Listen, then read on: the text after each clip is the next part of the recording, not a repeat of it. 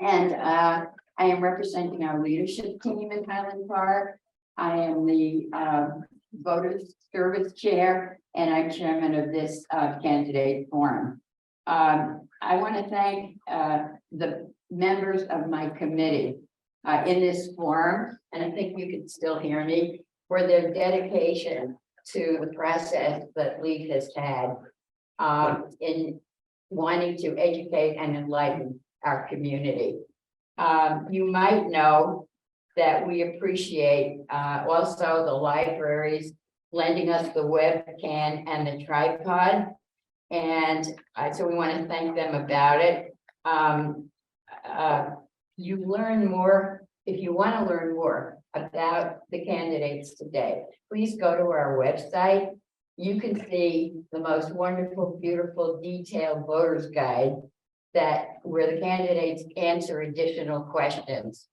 And that voters guide was put together by Nancy Goldberg over here, who is the president of the League of Women Voters now, and also is our virtual host today for the program.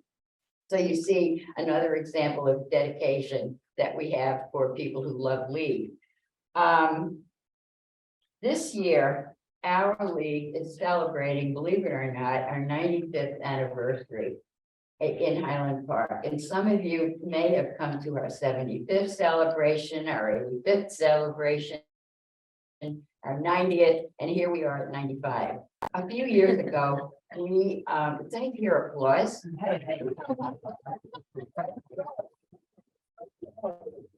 Well, you might know that a few years ago, we incorporated Highwood into our league. So it's called the League of Women Voters of Highland Park-Highwood. And we were very happy to have our first performance by them here.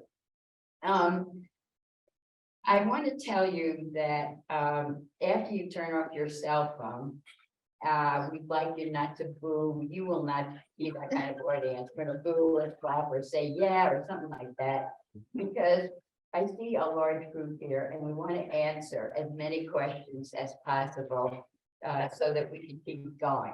If you have a question and you would like to have a question, raise your hand, please, and someone will come over and give you one of the 3x5 cards and a pencil, and then, raise your hand again when your question is ready.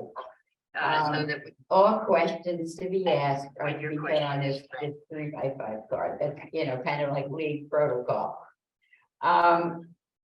You know that the League of Women Voters is grassroots, nonpartisan. We don't oppose a candidate. We don't support a candidate.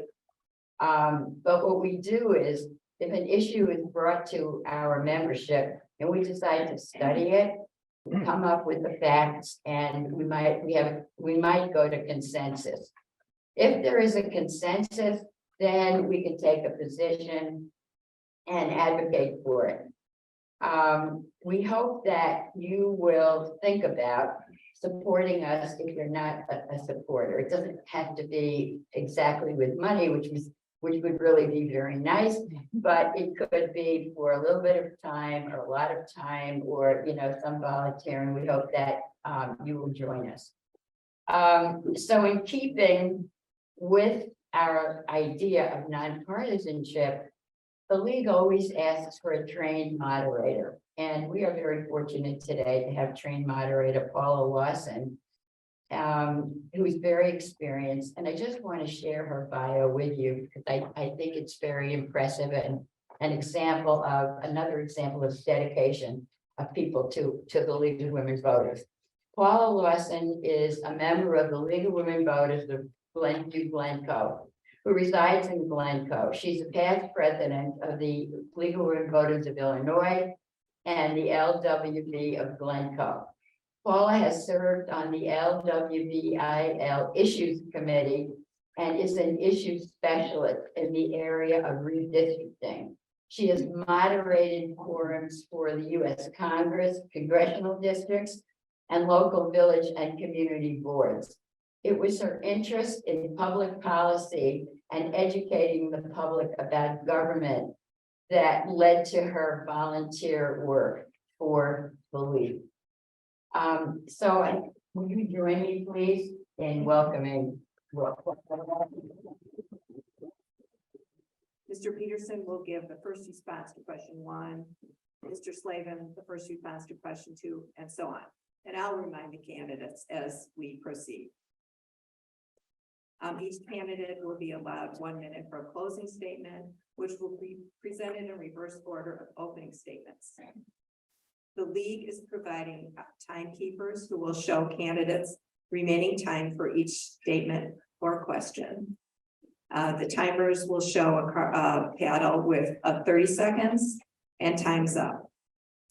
Candidates will be allowed to finish their sentence, but then they should stop speaking. No visual aids are allowed during the forum. Candidates will restrict themselves to answering questions posed by the moderator. Exchanges between candidates will be ruled out of order. Unused time may not be carried over to later questions. Audience questions will be written on index cards. Please raise your hand if you would like a card to write out a question. The league and the moderator reserve the right to edit and reword questions for clarity, appropriateness, time, and to avoid duplication. The moderator shall make all final decisions as to the questions asked.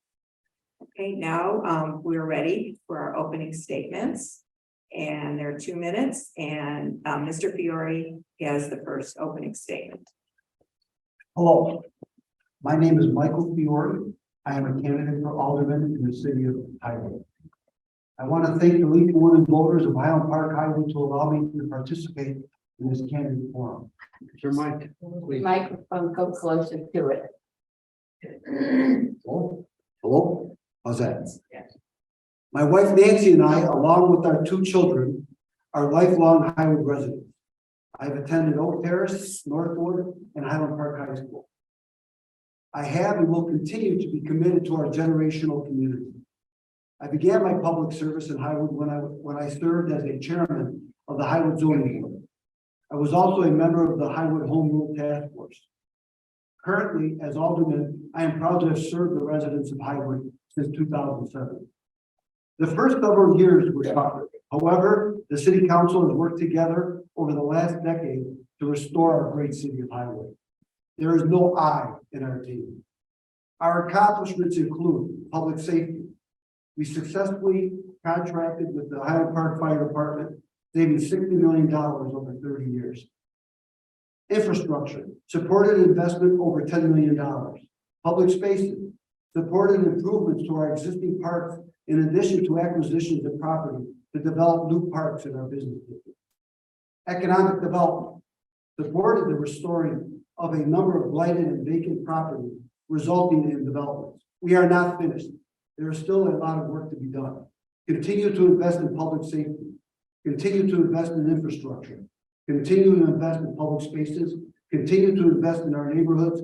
Continue to invest in restoring the blighted residential and commercial properties, and continue to supporting the public library and community center. I am Michael Fiore, and I am candidate for alderman in the city of Highland. Okay, thank you. And Mr. Peterson, your statement. All right, well, many thanks to the League of Women Voters for organizing this forum. As a forewarning, I am chronically, and I think my kids would say incurably long-winded, but I will do my best to fit my responses into a lot of nutshells. My name is Andy Peterson. My family has lived in Highwood for over 100 years. I'm presently raising 4 kids in the community. I've served on the Hwd City Council since 2011, and that continues a multi-generational tradition of civic service in the community. That's included both my late grandfather and great aunt serving on the city council. My late great aunt with the unique distinction of being its first woman member. And for me, the motivation to civic service is pretty uncomplicated. It's definitely not a springboard into a political career. It's definitely not a vehicle for advancing my personal interests. Instead, it's pretty simply about safeguarding and progressing the qualities that define Highwood and that I think so many of us enjoy and appreciate. So to me, those are things like diversity, safety, rich history, relative affordability, fun. And to those ends, I'm really proud of the concrete progress that Mayor Picaro and the city council have made over the past decade or so. And I'm hopeful to earn an opportunity to continue that progress. So again, many thanks to the League of Women Voters, and thank you to everyone else in attendance for caring enough about Highwood to be here. Okay, thank you. I have a note here that we're supposed to hold the microphones close to our mouth and speak louder. Okay. Oh, that was for all of us, me included. Okay, Mr. Slavin, your opening statement, please. Good afternoon, everybody. Thank you to the League of Women Voters and everybody seated here for taking time out of your Sunday to join us. I want to first thank Andy and Mike for going before me because they laid out a lot, and Mike especially, a lot of the work that we've gone through the last decade in terms of certain financials and some of the goals and aspirations we continue to work toward in the city. I lived in Highland Park from 1988 to 2007 and moved to Highwood. Highwood always was my backyard, even when I was in Highland Park. I frequented the businesses there, and it was more of a part of my day-to-day existence, having raised my family in the Centennial Park, Connect Park area, than was Highland Park proper. And when I had the opportunity to move to Highwood, it was great. I moved a few blocks away and everything for me pretty much stayed the same. And I was minding my own business one day when a friend came along and said, "Hey, there's gonna be an opening on city council. You should consider it. I think you'd be really good at it." I kept cutting my lawn and was pretty dismissive of it, not knowing what it entailed, the commitment, the work, and just just what is it? What does it mean to be a city council member? What do you do? And that conversation pursued for a couple of weeks. I met with the mayor at the time and another alderman. Did not know them. I'm happy to call them my friends today. And it was through their work with me and encouraging of me that I decided to run. After 10 years of doing it, I've got to say some of the greatest parts of my satisfaction on a day-to-day basis come helping Highwood prosper and grow. It is my true and singular direction to help Highwood maintain its charm, its character, while taking into consideration all things that can continue to improve Highwood, but also be a very diligent custodian of the past. So thank you for coming out, appreciate it, and have a. Okay, thank you. Okay, Ms. Hamilton, your statement. Hi, I'm Cindy. I've lived in Highwood for 14 years. I'm a mother of the 3 beautiful board children sitting over there. I'm a former Nike executive and I run my own business. Thank you so much to the aldermen sharing the stage with me today. You have done a tremendous job. I really appreciate your service. Highwood is a true gem. Thanks to all that you have done. We have a thriving downtown and we have beautiful parks. I am running to bring a new perspective and fresh thinking to City Council. TIFs and TIF extensions, they are significant. They reroute taxpayer funding for decades. I know that they're used all over Chicago. They're used across the state. They lack transparency. They're really confusing. And I want to understand, are they really necessary to give TIFs to developers bringing all of this high density housing to our community?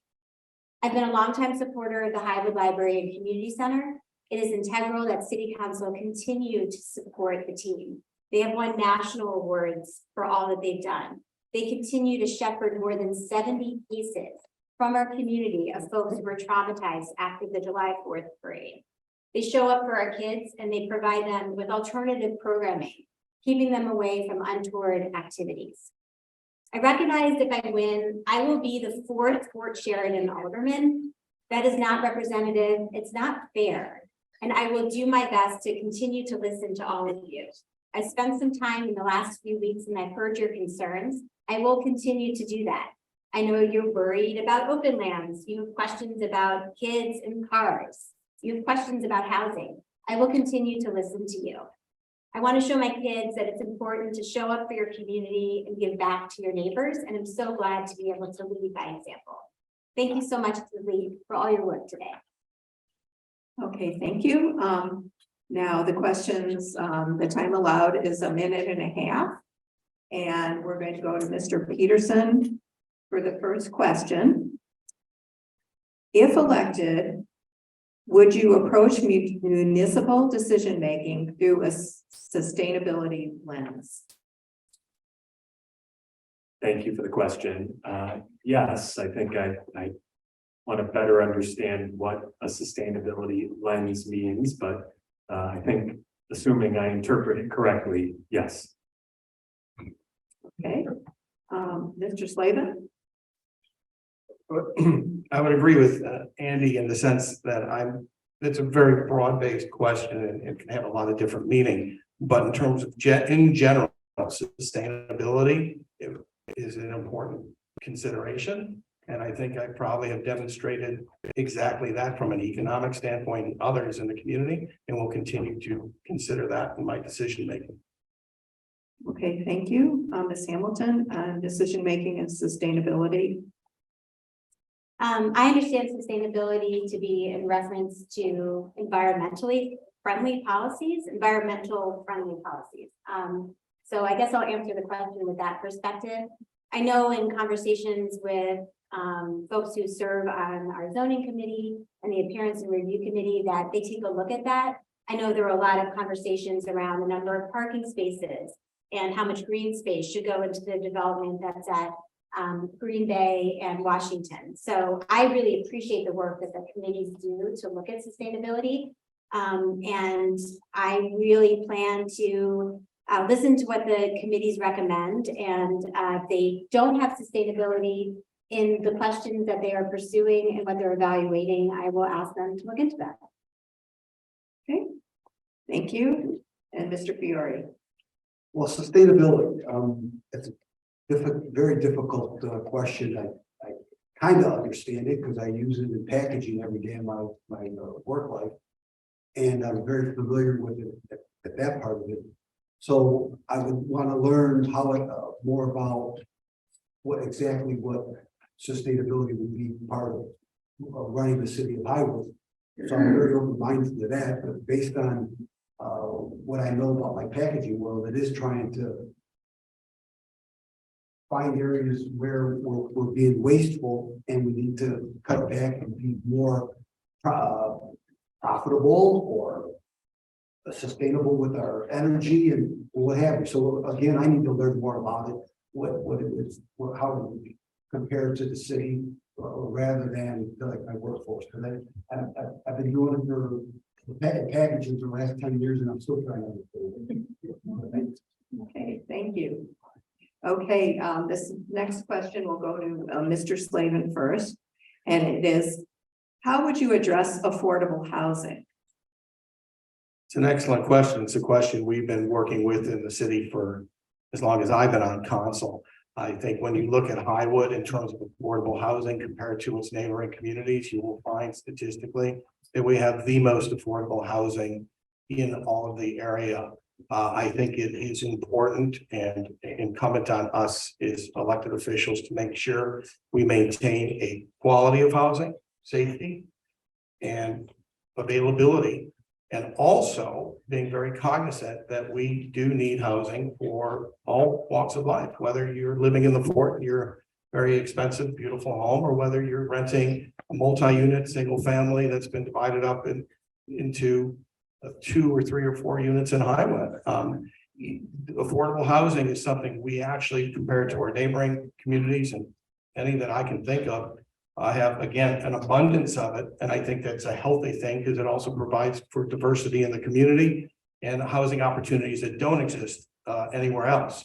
So I think keeping that in context is important. Maintaining affordable housing is important, and any current or future development that would be considered or come before council, none of which are there currently. I would absolutely keep an eye on that and be thoughtful consideration given to making sure that any project would include affordability. Thank you. Ms. Hamilton? Do I have this, is this high enough to my mouth? Can you guys hear me? Okay. I've been talking about affordable housing with voters over the last few weeks, so I'm very grateful for this question. I was educated by Alderman Slavin and other voters about the percentage. I mean, I think it's more than 40% of our housing is considered affordable. I think it needs to be affordable and it needs to be safe. City Council has done a great job with the Rental Security Committee, and forgive me, that might not be the exact name, but I know that they've done a lot to make sure that housing is appropriate and safe. And I imagine there's a lot more to be done. So it needs to be affordable where appropriate and safe. I know that the CCHI project was designed to be affordable housing for people with intellectual disabilities. And I'm really interested to find out the status of that. That is a project that was lauded when the TIF extension was passed by the Illinois State Legislature. And so I'm interested in finding out the status of that development as well. And I really appreciate the question because I think it's something as a community, we need to understand what the right mix of affordable and market rate housing is. Okay. Mr. Fiore, how would you address affordable housing? We already have it. We already have 40. We're at 40% of this. We already have it. We're at 40%. We're better than our surrounding communities.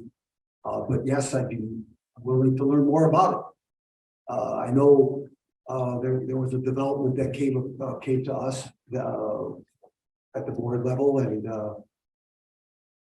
so we were going to approve it, and it just never came to fruition. So if there's any other developments that are interested in affordable housing, yeah, I'd like to learn more about it. But we do have it.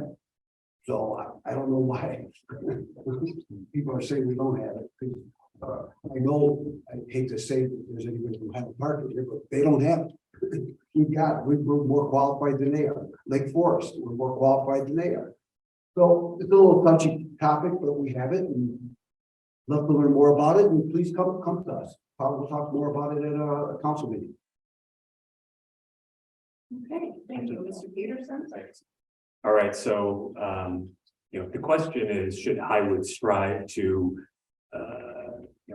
create more affordable housing or just generally to make its housing units more affordable?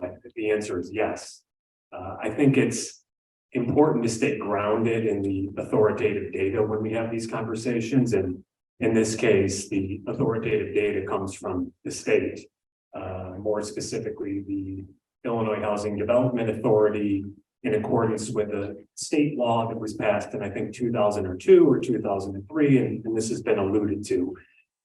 So, per the most recent report from the state, Highwood's affordable housing share is about 44%, which in a vacuum, I'm sure probably sounds to some like too little, and to others, it probably sounds just right. So I think it's then also informative and useful to take a look at our affordable housing compared to our neighbors.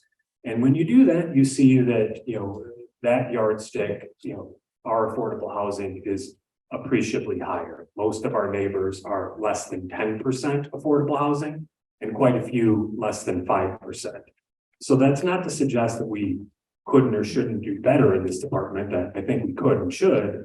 It's just to say that when we're having discussions and making judgments and establishing goals and plans, that we stay grounded in trustworthy data. Okay, thank you. The next question will go to Ms. Hamilton first, and it also touches on a little bit different type of housing. Wasn't the TIF extension awarded with the help of a local disability group with the understanding that Highwood wanted to build housing for intellectually disabled adults? Hasn't there been much backpedaling to the original commitment after the TIF extension was awarded? So I guess they're asking what is going on with this housing for this group with disabilities. Yes, I think that is the question. I'm presuming it is in regards to the CCHI development, which I referenced. in my previous answer. This group of activists have been working for a very long time, talking to Highland, talking to Highland Park, talking to neighboring suburbs. This is housing for adults with intellectual disabilities. Illinois is 49 out of 50 in terms of housing options for families and for adults with this disability. A lot of times families have their young children, their adult children go to Wisconsin or to Gurnee. This was an opportunity, as I understand it, reading the news coverage, emailing Scott Corrin, trying to look through the minutes. With the TIF extension, Senator Morrison and Representative Morgan said, we will work to grant you the extension, provided that this housing, affordable housing for people with intellectual disabilities is then used, is then developed. I don't know what the status is. I have found it to be a little murky trying to understand an answer. So I'm really grateful to have the opportunity to discuss it and hear what the latest is regarding that. Okay, Mr. Fiore, you're next with this question. I know the status of it. It's off the table. Oh, not by us.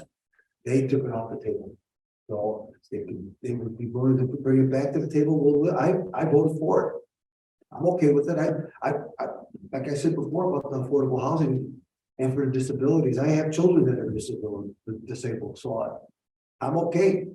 So bring it back to the table. We'll discuss it and we'll get it off the ground. But right now it's off the table. So not sure where this question is coming from. Okay, thank you, Mr. Peterson. So, conceptually, I have zero issues with the concept that was originally proposed to the city. It was the concept plan that was presented. Formal plans have not yet been submitted. I'm not sure what's being alluded to as it relates to the backpedaling. The TIF extension by law requires the Illinois General Assembly to pass the extension request, and by rule, all of the overlapping taxing bodies to provide letters of support. Those things happened. I'm not aware of any ironclad commitment that was made, but certainly I've read some of what I think is being alluded to, which is the representations made by people in both the city as well as some of our state officials as to the kind of confidence that the CCH development would come to fruition. Continue to be open-minded to it and have no specific objection to it. I think it's heartwarming and it sounds really great. So I'm not sure where the backpedaling is coming from, but I'm sorry to hear about it. Okay, thank you, Mr. Slavin. Yeah, I was in favor of it, and I have no reason not to be in favor of development of a project like that. What my understanding and my recollection is that the funding that was once planned for by the private organization was no longer available. And I think and the factors why that funding disappeared, I don't know the specifics of that. People do that are part of that organization. I would encourage you to ask them. If a proposal were to come back before council now, which has not since the funding went away, I would give strong consideration for it. In fact, my wife at the time, I was married for 23 years with her, and we used to give a lot of money to our friends whose son was disabled through the Highland Park school system, and we paid for his entire adult education, funded it ourselves privately. So you're talking about something that's sensitive to me that probably nobody in this room knows that story. But when it's alluded to that I may or may not support something, somebody has no knowledge whether I did or didn't support, that's just incorrect.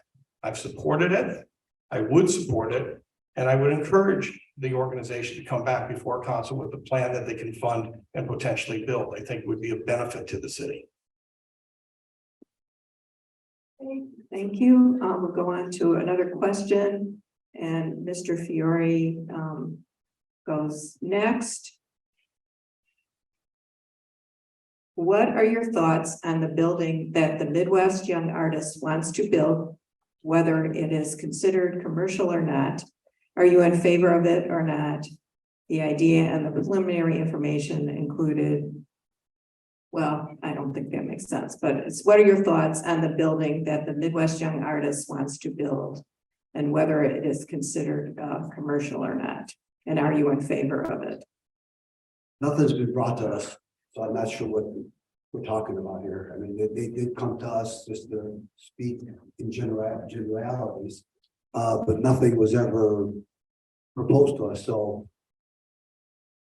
You know, nothing was proposed to us. So at some point, if they come forward and I'd be willing to listen.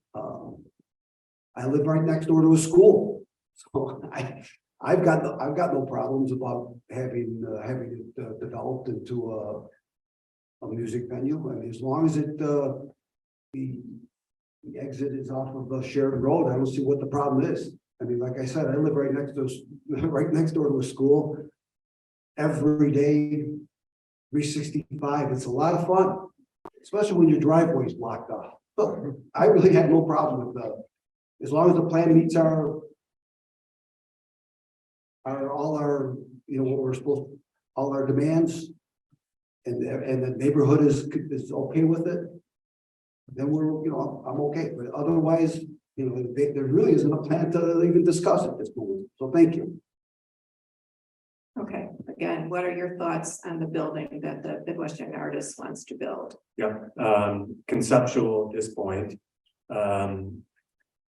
I like most, if not everything that I've heard about it, until I take the perspective of the residential neighborhood that it's planned to be developed within. As soon as I take that perspective, I become very disinclined to support the development. Okay, Mr. Slavin? To date, nothing formally has been presented to the council for me to consider. I would no sooner make a decision on anything of that nature than I would to convict or acquit somebody of a crime. Without having the proper information and giving careful consideration to at this point, to me, it's fictitious because I haven't seen anything that exists. So when and if that time comes, I would, as anybody should, give thoughtful consideration to it, not only in terms of the impact on the immediate area and the neighborhood, but on the entire community. And with any project, whether it's a new single family home or whether it's a proposed music venue for, when I say music venue, it's a concert hall potentially for a private organization. Also, by the way, the zoning up there is zoned R1, it's zoned 1A for residential spaces too, which gives the city council a lot of latitude in terms of what it can or cannot allow, or potentially would allow. So that's a benefit. It gives us a lot of oversight on the property. And again, until I see something, until I can give it thoughtful consideration, I don't have an opinion on something I simply don't know. Okay, thank you. And Ms. Hamilton, on the same question about the Midwest Young Artists request. So I know a little bit more about this. It is conceptual. The MYA provides fantastic lessons. They want kids to learn more about music. It's a great thing. And they want a venue for their kids to perform, which also is a great thing.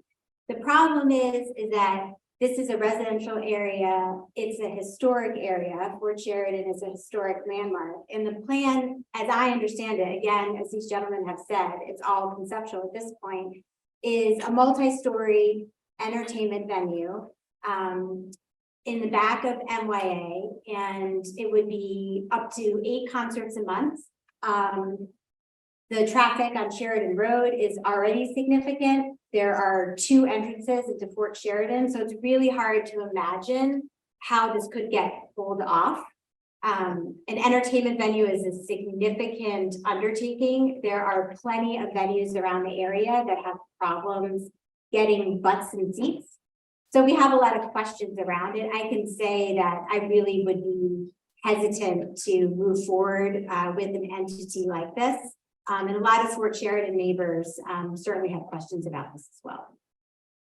Okay, Let's go in a little bit different direction. We'll start with Mr. Peterson. If elected, what would your top 3 priorities be? What would my top 3 priorities be? I think the way that I think about the kind of my future vision for Highwood, I like to use a strength training analogy, which, given my not so imposing physique, may elicit some chuckles. So I think about this as, over the past decades, thanks to the efforts of many, Highwood has developed some really strong muscles in some really important areas. So public safety, residential neighborhoods, public spaces, the library and community center, business friendliness, finances, etc. And my going forward vision is primarily aimed at strengthening those muscles by way of using deliberate exercises or plans in this case. So as an example, as it relates to residential neighborhoods, it's developing deliberate plans aimed at improving safety, durability of infrastructure, relative affordability, appearance, etc. And there's room in my vision also for the creation of some new muscles. So things like increasing awareness among senior residents of services that are available to them, and looking to fill some of the related gaps in those available services. Okay, thank you. Mr. Slavin, what would your top 3 priorities be? Well, I think my number 1 is the finances, because having a healthy city financially gives us the ability to do things that benefit everybody. So if you look at the strength over the last decade of the city in terms of the resources we have financially, which include the TIF. The TIF, when I started on council 10 years ago, I think was generating roughly about $65,000. We expect the TIF this year to generate upwards of $2 million. Now, what does that do?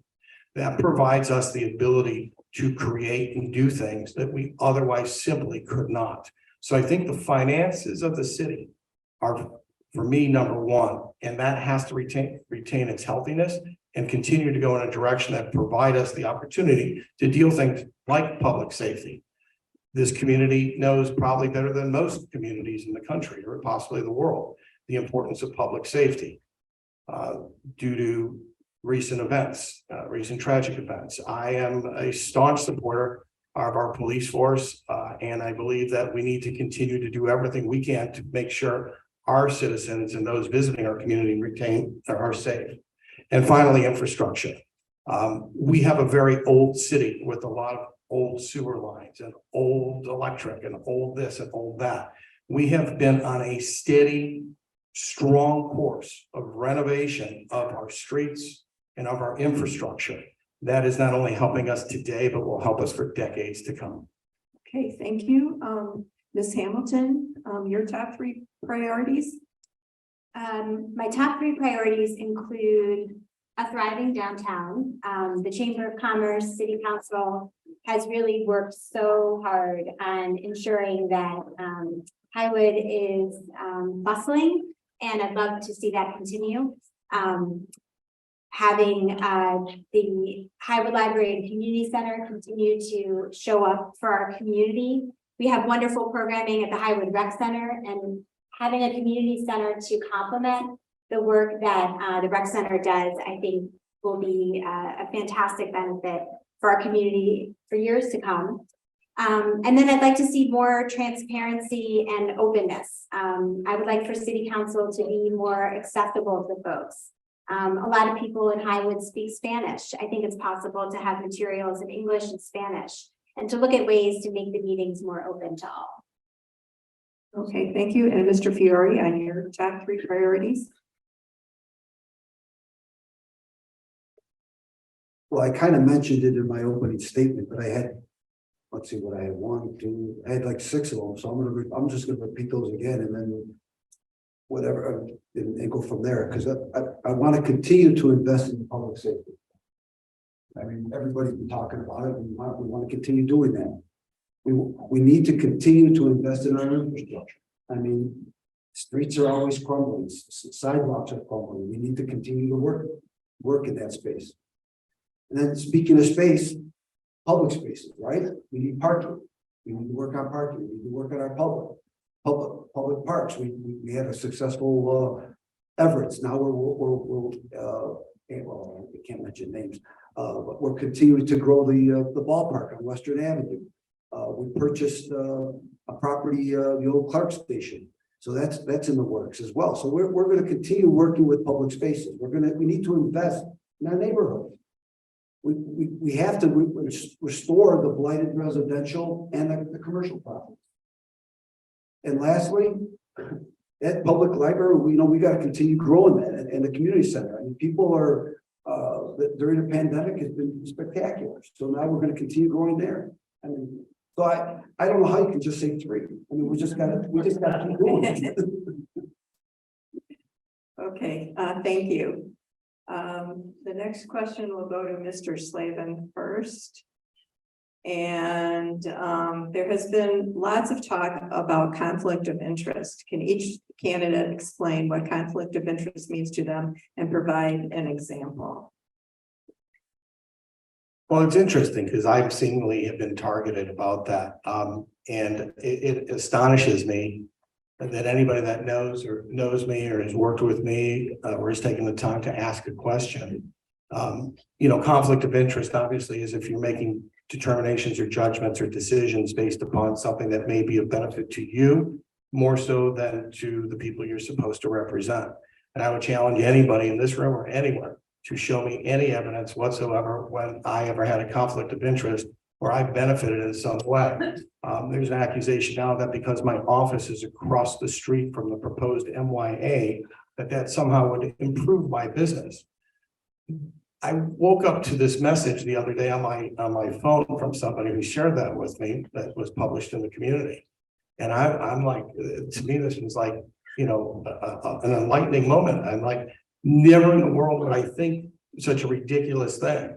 If I have 2 people a year who drive by my office that say, hey, I've been driving by here for a couple of years, I thought maybe I'd stop in and get a quote. By the way, closing ratio on insurance, which is what I do, is about 10%. So the odds of me even being able to write your insurance are about 0, or I should say about 10%. So the ridiculous idea that I somehow am compromised with a conflict of interest is beyond. I actually think it's slander for that matter. I think it's a terrible thing to do, and I would never do that to somebody just without evidence. Okay, thank you. Ms. Hamilton, there's been talk about conflict of interest. What does that mean to you? Conflict of interest to me means that it can be challenging to consider objectively the needs and wants of a community. And I think that's challenging for anybody to do because we all come to the table as humans with our personal biases and our backgrounds and our education and our experiences. And it's really hard to manage through that. So that's how I would consider a conflict of interest. I think we've got great examples. I know Alderman Fallberg, he does a really good job of recusing himself when issues of a liquor license come up in front of city council because he owns a business downtown. So I think there are ways to work around the conflict of interest. I don't own any businesses in Highwood, and I think that makes it a little easier on me to navigate the natural conflicts or just the natural difficulties that might arise when trying to consider what's best for a community. Okay, thank you. Mr. Fiore on conflict of interest.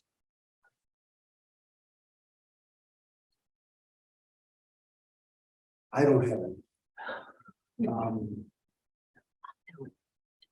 However, it was brought to my attention my last meeting.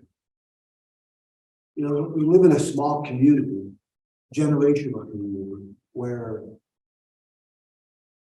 Fiore is like Smith and Jones. I mean, there's when my family immigrated from Italy, I mean, But what else are we gonna do? Everybody came here, right? And then we grew our roots and we started buying businesses in town. I mean, what else? There's not much you can do. But you gotta be careful about your conflict of interest, right? You can't take advantage of the situation. So I can't believe my last name got me in trouble. I mean, I'm not even related to. I mean, I'm related to the gentleman that owns the building at the corner of Green Bay and Prairie, but never had dinner with him. Yeah.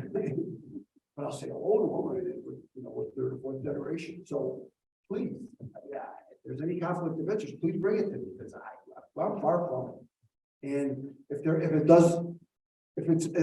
I don't think it prevails at all because we're all clean and we are transparent. Thank you. Okay, thank you. And Mr. Peterson? Thank you. Yeah, so I think conflicts of interest are real things, right? They exist. There are bad and perverse incentives in the world, and there are legal protections against some of these things. I feel the need to defend myself with insinuations that are being made, but I'll just say that I made a number of decisions a long time ago for myself to reduce the probability of me ever finding myself in a conflicting situation ethically, and they've served me very well. I won't go into all of them today, but one example or a couple of examples are: I've never taken a penny from the city. Not because I think it's wrong not to accept compensation, or because I think it's wrong to accept compensation, because for me, it's just an example of not allowing myself to get into any tricky terrain where I find it difficult to navigate ethical decisions. I made a commitment to never seek any political office outside of Highwood. Here again, nothing wrong if you have aspirations of Congress or otherwise, just a personal decision for me. Okay, thank you. The next question, I think, is really kind of about zoning and building. It goes to Ms. Hamilton first. It says, why are new multi-story buildings built without any green space and on sidewalks? And also, there's some concern about demand for parking with increase increase in business and housing. So let's just start with the first one. Why are buildings built without green space? I think there's a lot to balance. You want to have parking for the people who live in the building. You must take the building that's at the corner of Washington and Green Bay. And so I know there's a very small parking lot, and I'm presuming that's for the folks that live in the apartment building. And I know that the committee is looking at that development, consider that. And I think I referenced that earlier. And I think it was a sustainability question. And so there's a lot to consider. You want to look at parking, you want to look at green space, you want to look at the density of the housing itself, you want to look at the potential noise. Alderman Peterson was talking to me about the east-west lighting and what it can do for the sun. So I know there's a lot to think about. I can't answer the question as to why there isn't more parking, just because I don't know the back and forth that went into those decisions. Parking is important. We need parking. We also need green spaces, and I trust that our hardworking committees can make recommendations for all of those. Okay, next, Mr. Fiore on buildings and green space. So is it regards to the three developments that we have or the future? It's talking about new buildings. New buildings in general. In general, yeah. Buildings in general. Well, I'm kind of stumbling on that question, to be honest with you. So I really don't understand it. I'm just going to be honest with you. I'm just going to defer. I'm sorry. Okay, this question to Mr. Peterson. Yeah, so I mean, I think ideally we would have more green space than we have today. Ideally, we'd have green space in every or open space in every new development that gets built within the community. The unfortunate reality is that these redevelopment decisions are quite complex. They involve, as has been alluded to, many potential benefits along with many potential costs over really long time horizons. I've been advocating for more open space just generally, and I think it was mentioned earlier today. I'm happy that we've agreed to purchase property in our downtown business district to keep or to create a pocket park. Specifically as it relates to the 3 recent developments on Green Bay Road. I'll confess that I voted in favor of 2 of those, both of which were unanimous recommendations from our Planning and Zoning Commission. And I made the best judgments that I could with the information available at the time. If I could travel back in time, knowing what I know today, would I land on at least somewhat different judgments about things like pedestrian through zones and more green space? Almost surely, yes. Okay, and Mr. Slavin? So years ago, the city of Highwood embarked on a long-term plan and worked with a very well-known outside organization to come up with the types of plans and type of urban development and planning and development that cities look to as they look to the future. We've done a very good job of staying within the confines of what was suggested. Clearly, the parking situation in Highwood does continue to appear to be, a point of constriction. We all feel that. The truth is if you're willing to walk 2 or 3 blocks, you can probably find a place anywhere without much problem. We've undertaken parking studies to look at that. We are in the process currently of looking to re-sign and put more signage out directing people to a lot of the public spaces that we have that are significantly underutilized. That's not to say that we can't improve that. We can. In fact, with the addition of additional TIP money coming into the system, it may be possible in the near future to consider some type of parking structure. As far as the buildings go, we've taken the work of the zoning and planning and appearance review committees to heart. We followed their recommendations. I have voted in favor of those projects. I do think we reached a tipping point in the city where we could be much more selective in terms of the types and size and scope and heights of the buildings under consideration. So I'll be more vigilant as anything is presented in the future, considering that. Okay, thank you. We'll have 2 more questions before the closing. There's been a couple questions about open lands. This one says, any ideas about applying pressure to reopening of open lands? And we go to Mr. Fiore first. As far as I know, there are no plans. I mean, there's nothing we can do about it. And we can talk to the government.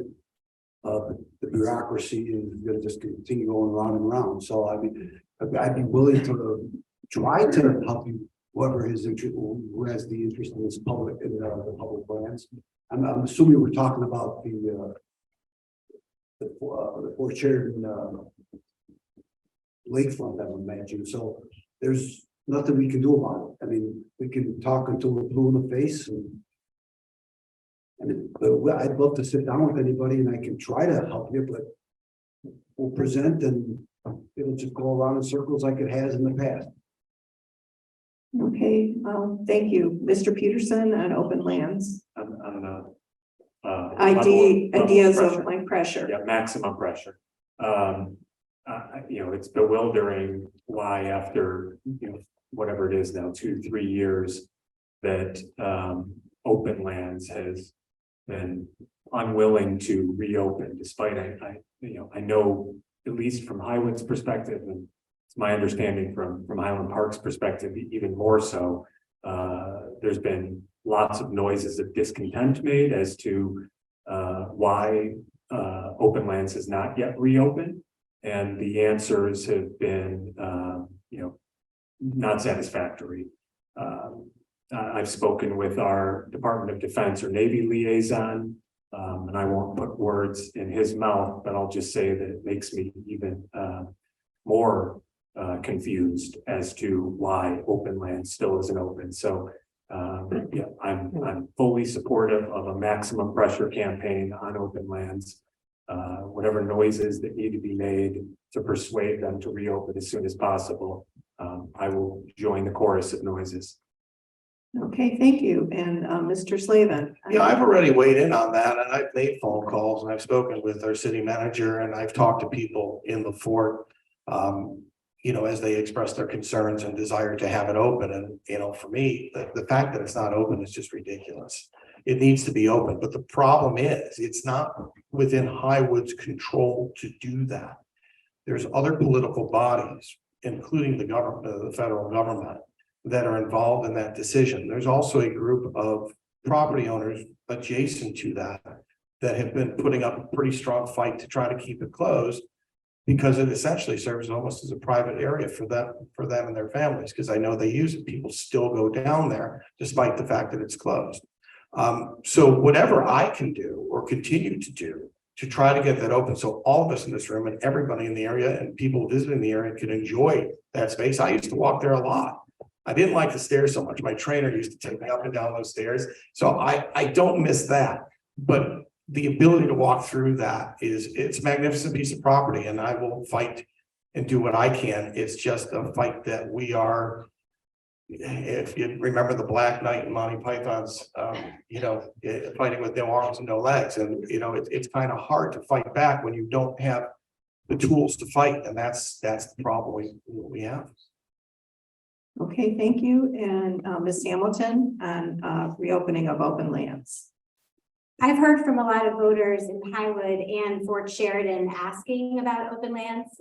So I do think it is of concern to the city. And I understand that our hands might be tied a little bit, but I'm open to exploring what might be possible as a city council. The deed, as I understand it, requires open lands to be open in perpetuity, looking at my notes, except for periods of closure for conservation efforts. And I don't know what avenue that gives us to continue to apply pressure, but regaining access to this lakefront access for all of Highwood, I think would be a huge benefit to the community. And I hope we can try something.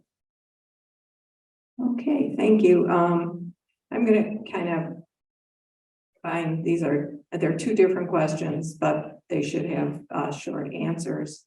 So how can you increase the communication to residents? And then please address issues of term limits and diversity of council members. And we start with Mr. Peterson first. I'll take, I guess, the second part first. So I think, as it relates to diversity among the city council, at least the gender part of that has some emotional charge for me. I'm the father of two daughters. As I mentioned earlier, my late great aunt was the first woman city council member in Highwood. She was also a founding member of our library board, a longtime owner and operator of a women's fashion store in our downtown, a remarkable person to be sure, and one of the main reasons I sniffed around civic service in the first place. And so, I've also served with multiple women members during my time on the city council, and I think the city council and by extension the community clearly benefited from that diverse perspective. While the city council doesn't choose its own candidates, I think we ought to do a better job at cultivating a more diverse membership. And that could be diverse in terms of gender parity, ethnic parity, location parity, as it was mentioned earlier. And I think that comes by way of deliberate plans and processes aimed, maybe more narrowly within our recommending boards and bodies, or maybe more broadly at the community at large. Okay, thank you. Mr. Slavin. As I'm listening to Mr. Peterson, could you repeat the two Sure. parts again? I want to make sure I get those. One was on issues of term limits and diversity of council members, to comment on that. And how can you increase communication to residents? Certainly, thank you. In terms of term limits, we serve 4-year terms as alderman. In fact, my first term was actually 2 years because I came in the a candidate was opposing for mayoral election at the time and had to vacate their office. So I actually came in midterm. I do believe that when you get to certain levels of government, I'm a huge proponent of term limits. But if you ask me about term limits, that would mean in likelihood, probably 2, maybe 3 terms. Most of the city council and the mayor probably would not be able to keep their position. I can't imagine finer individuals doing the jobs that they do. So as long as people perform the job at a very local level, like they do, I don't think term limits really play into it. Now, as far as diversity in candidates coming forward, I would encourage anybody to run for city office. And then behind, I would kind of chuckle and go, you have no idea what you're in for. You know, that comes, I'm actually surprised we don't have more people coming out. I'm surprised we don't have people coming to meetings. There was a question about openness. I don't know the last time I saw somebody seeking public office or looking to get on a zoning board or being involved at the council level, showing up to a meeting, any meeting. So get involved, come forward. Okay, thank you. Ms. Hamilton on diversity and increasing communications. I love the idea of being more deliberate and encouraging folks of different ethnic backgrounds and different gender backgrounds to run for city council. It's very complicated. And it takes a lot of time to figure it out. Our website was not the most updated. I found myself actually looking at websites of other municipalities to understand what it was I needed to do. I asked my friend Ray to run with me. Ray speaks Spanish. Ray runs in Highwood, and I thought that you need to proactively encourage folks to do this so that we can be as diverse as possible. I think communication can absolutely be improved. I know Alderman Peterson sends out a little recap after city council meetings, which I think is great. Folks can go and look at the meetings and look at the minutes, but then not everything is there because some stuff is not in public committee. So I would love to see more transparency there. And term limits, these gentlemen have a lot of experience that I respect. I'm not equipped to give an opinion on term limits because I respect everything that they bring to the table and everything that all of them do. Okay, thank you. And Mr. Bieber. So how do we communicate to the public? I think we do a pretty good job, to be honest with you. I mean, we for what we have,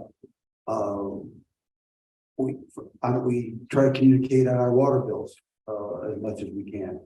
We try to communicate with our website.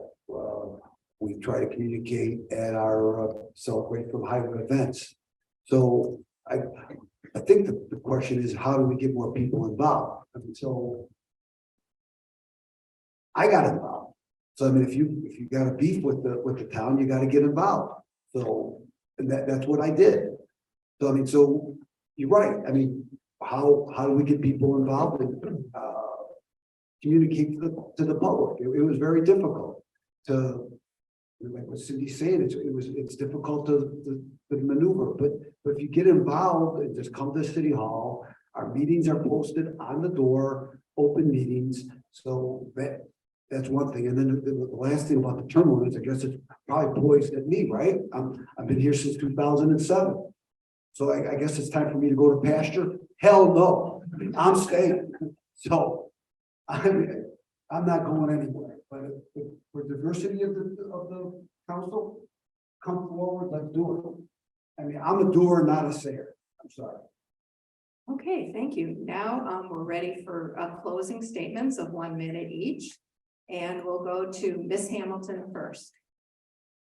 Oh my gosh, that was a lot of questions. My kids are so bored. I'm so sorry. We're done. I am so enthused to see everybody here asking questions. This is what you do in a community, right? And we talk about these issues and we work together to figure out what's best.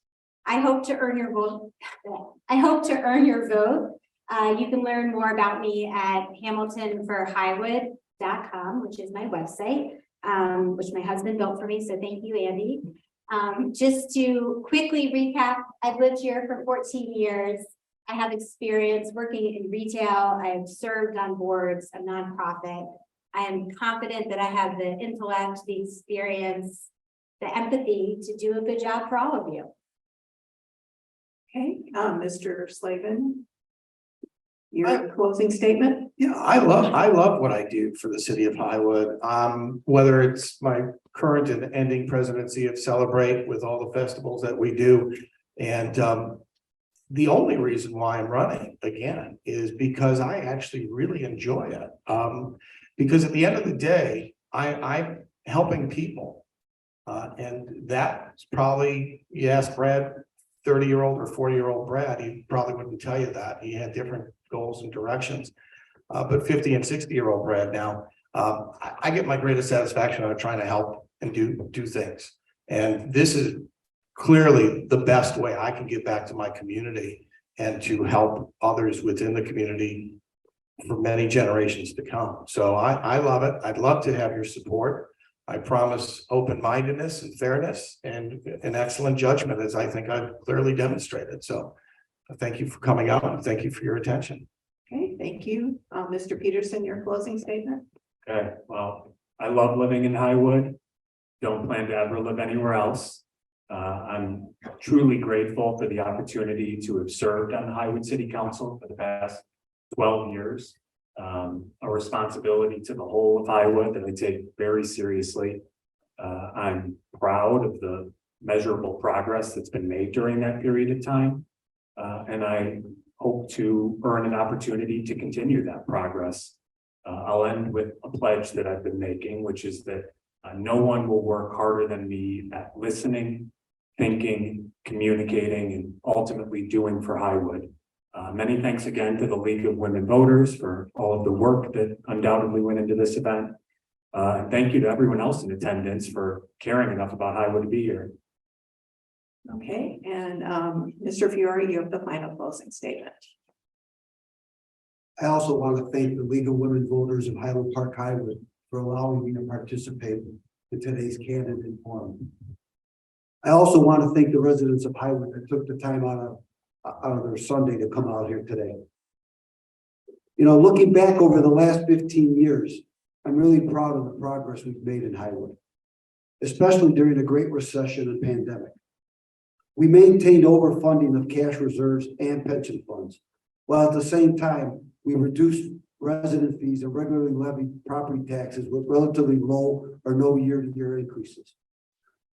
Lastly, looking into the future, we have a plan to continue protecting and progressing the qualities that define our community that a great many of us enjoy and appreciate. It's not broken. Please cast your vote for Michael Fiore, Alderman, City of Highwood, on or before April 4th. Thank you. I'd like to thank the candidates for Hwd City Council Alderperson for participating in this forum, and to the League of Voters of Highland Park-Highwood for sponsoring the forum. Remember to cast your ballot on Election Day, April 4th, or request to vote by mail ballot, or early vote at the Lake County Clerk's Office, March 10th through 17th, or at expanded locations, March 20th through April 3rd. A voter's guide for the April 4th election is available on the Highland Park-Highwood League website. And this forum has been recorded and will be available on their website. Candidates will be available in the lobby at the end of the forum if you would like to talk to them. Thank you again to the League, to the candidates for participating, and to the audience for attending. And I hope you enjoy the remainder of your day.